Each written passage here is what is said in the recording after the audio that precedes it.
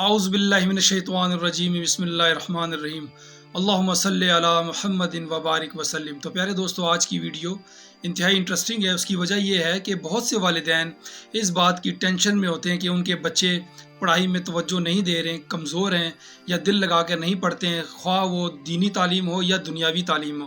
تو اس کے لیے میں ایک وظیفہ لایا ہوں۔ اس کے ساتھ ساتھ کچھ بچوں جو ہیں ان کے یادداشت بہت کمزور ہوتی ہے، وہ یاد تو کرتے ہیں لیکن ان کی یادداشت کمزور ہونے کی وجہ کر وہ یاد نہیں رہتا۔ اور یہ جو میں نسخہ بتاؤں گا یہ دونوں کے لیے ہے، اور اس کے علاوہ کچھ بچے اپنے والدین کے نافرمانی کرتے ہیں اور بات نہیں مانتے، وہ بھی انشاءاللہ اسی نسخے سے حل ہوگا۔ 3 کام نسخہ 1۔ اور آپ سے گزارش ہے کہ یہ ویڈیو اینڈ تک دیکھیں تاکہ آپ کو اس سے فائدہ حاصل ہو سکے۔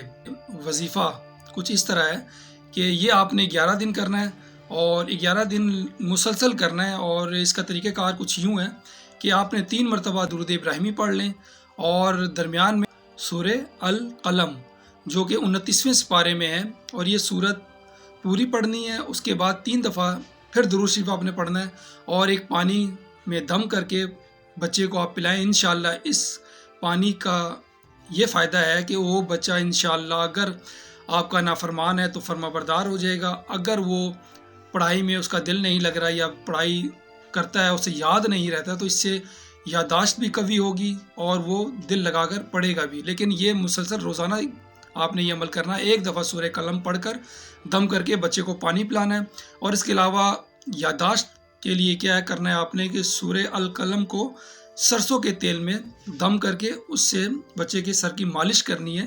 اس سے یہ ہوگا کہ بچہ آپ کا اس کا جو ذہن ہے وہ انشاءاللہ قوی ہو جائے گا، اور وہ جو چیز یاد کرے گا ہمیشہ اسے ذہن نشین رہ جائے گی، اور وہ آپ کا فرما بردار بھی ہو جائے گا۔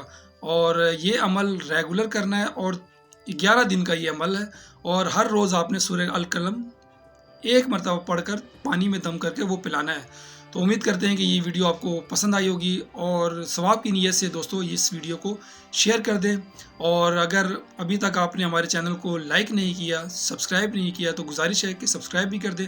اپنے دوست کو اجازت دیں، انشاءاللہ نئی ویڈیو میں پھر ملیں گے۔ اللہ حافظ۔